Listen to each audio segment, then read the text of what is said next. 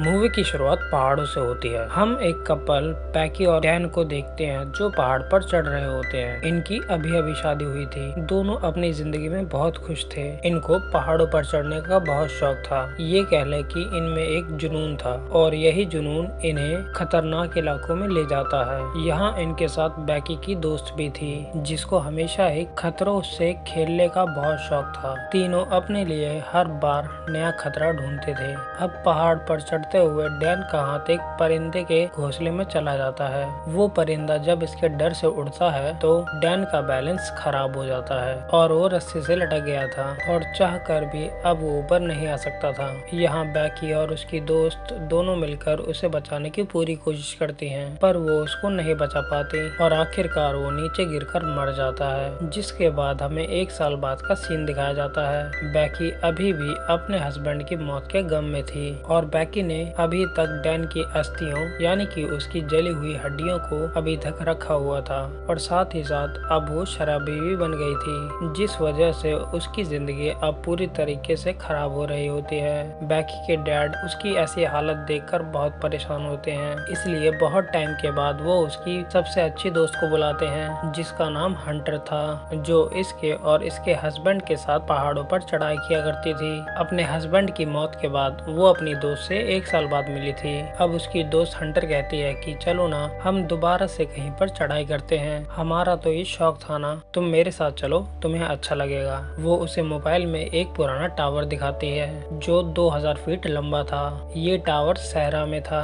तुम मेरे साथ वहाँ पर जाना, जहाँ पर जाकर तुम अपने हस्बैंड के राख को ऊपर से बिखेर देना, तुम्हें अच्छा फील होगा और उसकी आत्मा को भी सुकून मिलेगा। बैकी सब बातों के बारे में बहुत सोचती है और आखिरकार वो फैसला करती है कि वो हंटर के साथ जाएगी। ये उसके साथ एंजॉय करना चाहती थी। दोनों अब अपने सफर पर निकल जाती हैं। रास्ते में ये खूब मस्ती करते हैं और अपने फोन पर वीडियोस भी बनाती हैं, पर इसी दौरान उनकी लापरवाही की वजह से दोनों के साथ हादसा होने वाला था। एक ट्रक जो बहुत स्पीड से आ रहा था इनकी गाड़ी को ठोकने वाला था, लेकिन ऐन वक्त पर ये अपनी गाड़ी को रोक लेती हैं और सुकून से सांस लेती हैं कि ये बच गईं और अब ये आगे बढ़ती हैं। अब ये दोनों अपनी मंजिल तक पहुंच गई थी। जाते हुए हंटर एक मरी हुई बकरी को देखती है जिसको परिंदे खा रहे होते हैं। वो सभी परिंदों को उड़ाती है और उस बकरी की तस्वीर लेकर अपने इंस्टाग्राम पर पोस्ट कर देती है, जिसके बाद वो टावर तक पहुंच जाते हैं। हंटर यहाँ पर वीडियो बनाती है।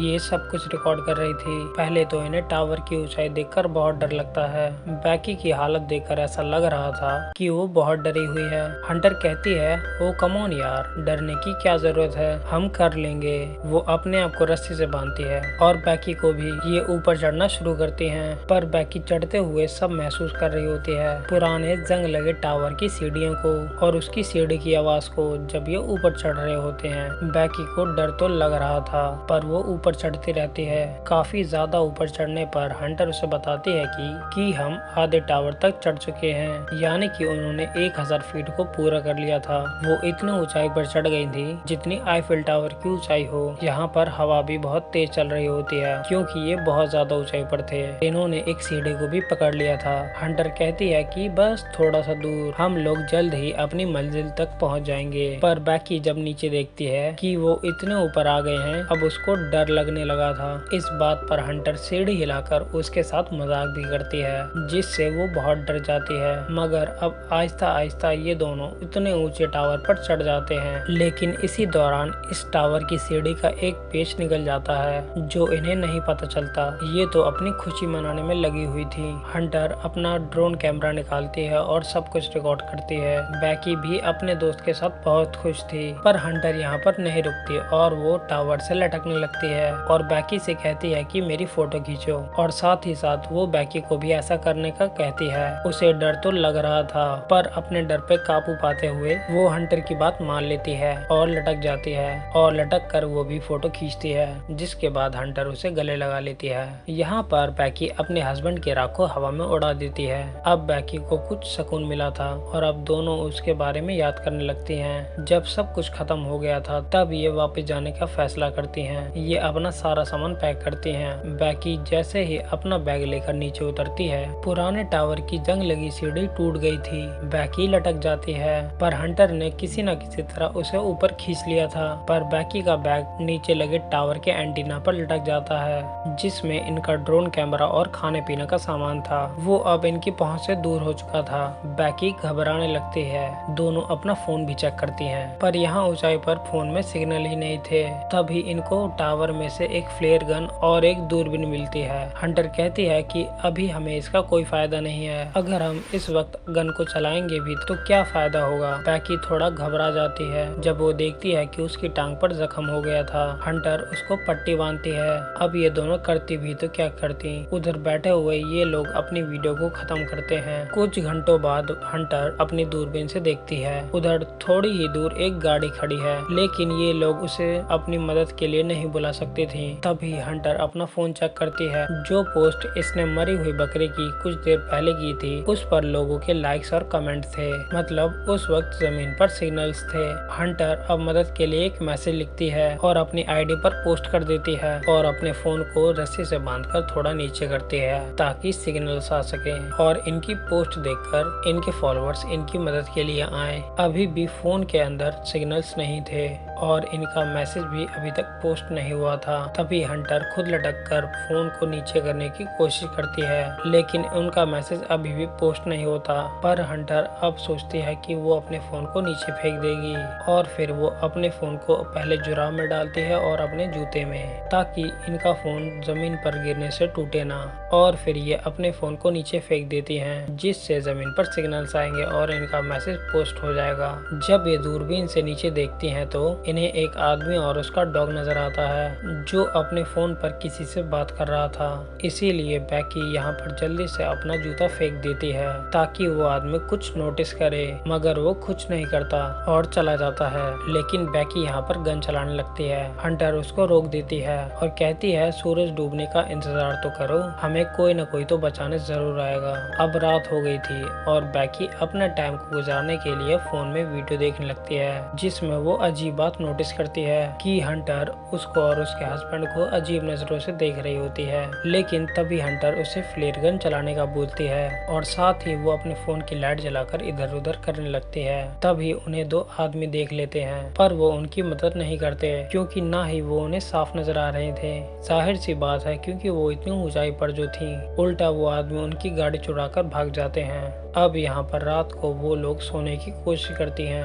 हंटर नीचे गिरने वाली थी, लेकिन बैकी उसे बचा लेती है। तभी वो उसकी टांग पे बना हुआ एक टैटू देखती है जिस पर 143 लिखा हुआ था। और यहाँ पर बैकी को याद आता है कि जब भी वो अपने हस्बैंड डैन को आई लव यू बोलती थी तो जवाब में उसे वो 143 बोलता था। यहाँ पर बैकी को ये बात पता चल गई थी कि हंटर और उसके हस्बैंड के बीच में आपस में कोई रिश्ता था। अब हंटर के पास भी कोई और दूसरा रास्ता नहीं था। वो अपने और उसके हस्बैंड के बारे में सब कुछ बता देती है। बैकी ये सब सुनकर अजीब सी सोच में थी और हंटर उससे माफी मांगती है, लेकिन इसी दौरान बैकी अपने बैग को देख रही होती है जिसमें उसका ड्रोन और पानी भी था। हंटर उससे कहती है मैं जाऊंगी उधर तुम्हारे बैग को लेने के लिए। अब वो टावर के चारों साइड एक हुक डालती है और रस्सी से खुद को बांध कर लटक कर बैग लेने जाती है, पर वो अभी भी बैग तक नहीं पहुंच पाई थी। अब हंटर शुरू से ही निडर थी तो अब वो रस्सी को छोड़कर एंटीना पे कूद जाती है और अपना बैग ले लेती है। हालांकि रस्सी अब उससे काफी दूर थी, लेकिन वो अब अपने बैग से सेल्फी स्टिक निकालकर उसकी मदद से रस्सी को स्टिक में बांध देती है और फिर वो खुद एक लंबी छलांग लगाती है जिससे वो रस्सी को पकड़ लेती है। आहिस्ता आहिस्ता वो रस्सी को पकड़कर ऊपर चढ़ने लगती है, मगर एकदम उससे रस्सी छूट जाती है और वो नीचे गिर जाती है। बैकी उसे देखकर रोने लगी थी, लेकिन जब वो थोड़ा सा नीचे देखती है तो हंटर लटकी हुई थी, मतलब वो अभी भी जिंदा थी, मगर अब उसके हाथ जख्मी हो गए थे। वो अब खुद से ऊपर नहीं आ सकती थी। बैकी अब अपनी पूरी ताकत लगाती है उसे ऊपर खींचने में। आखिरकार उसने अब अपनी दोस्त को बचा लिया था।